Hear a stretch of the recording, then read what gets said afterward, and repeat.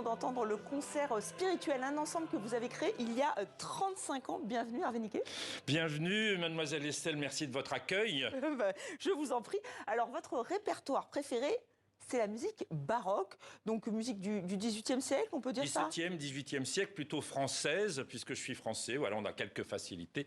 Voilà, et ça fait 35 ans. Je ne fais pas mon âge. Hein. Non, pas du tout, voilà. C'est vrai. Mais alors pourquoi? Qu'est-ce qui vous a plu dans cette musique baroque?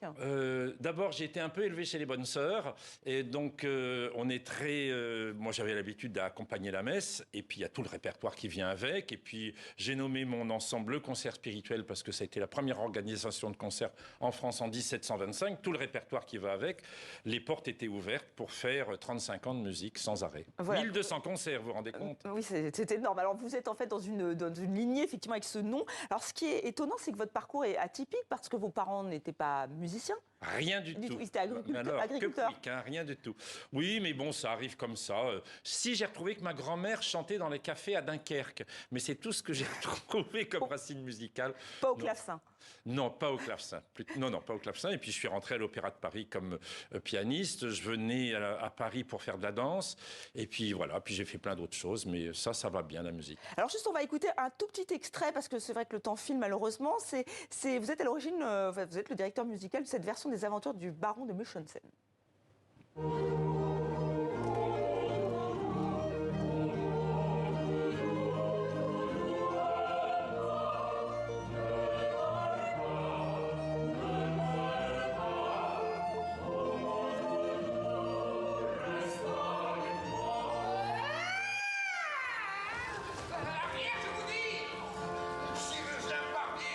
Spectacle qui tourne en ce moment. Oui. Pourquoi vous avez eu envie? C'est vrai que les aventures de ce baron sont assez loufoques, fantaisistes, ce qui vous plaît? Trivial même. Mais j'ai grandi avec ça, c'est très connu pour les gamins en Allemagne, en France peu du tout. Je suis tombé sur ce livre, c'est les aventures d'un mercenaire 1750. Mais alors c'est truculent, vous ne pouvez pas imaginer. Voilà, puis il n'y a rien qui existe. J'ai trouvé de la musique avec Benoît Dradvicki du Centre de musique baroque de Versailles. Et puis on a monté avec Patrice Thibault, qui est un ancien des Chiens, un spectacle complètement loufoque. On est en tournée, on a 11 dates. Là, on vient de Nîmes.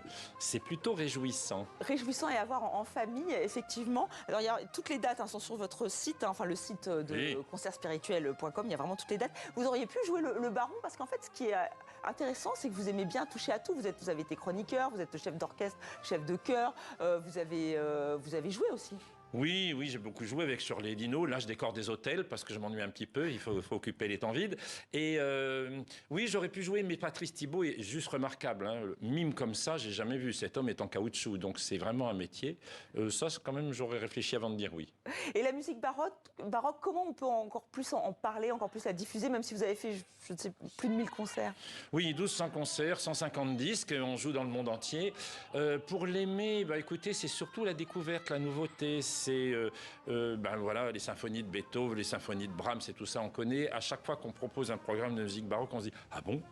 Oui, et en plus, vous les trouvez, vous êtes presque un archéologue, je vais y arriver, musical. Ah oui, j'ai 2 armoires pleines de manuscrits que j'ai été chercher à la Bibliothèque nationale de France, rue de Richelieu, que je ne ferai jamais de ma vie, je serais mort avant. Mais voilà, j'ai tout ça, des fois je les lis, j'espère, mais voilà. Et on fait Médée de Charpentier bientôt au Théâtre des Champs-Élysées, qui sera le prochain spectacle. Le prochain spectacle, donc vous travaillez beaucoup avec l'Opéra de Versailles aussi, vous allez présenter Médée, pardon. Médée de Charpentier. Médée de Charpentier, donc au Théâtre des Champs-Élysées. Est-ce que la jeune génération est aussi fascinée par cette musique baroque? Ah bah oui, mais la génération qui aime la musique baroque, ça va alors, comme disait Tintin, de Hergé de 7 à 77 ans. Mais je trouve que là, dans le public qu'on a, il y a de plus en plus de jeunes, ce qui est plutôt rassurant pour notre public de l'avenir. Eh bien, merci encore d'être venu. Merci, mademoiselle Estelle. Dans 64 minutes. Et je vous invite à aller sur le site de Concert Spirituel. On trouve tout de suite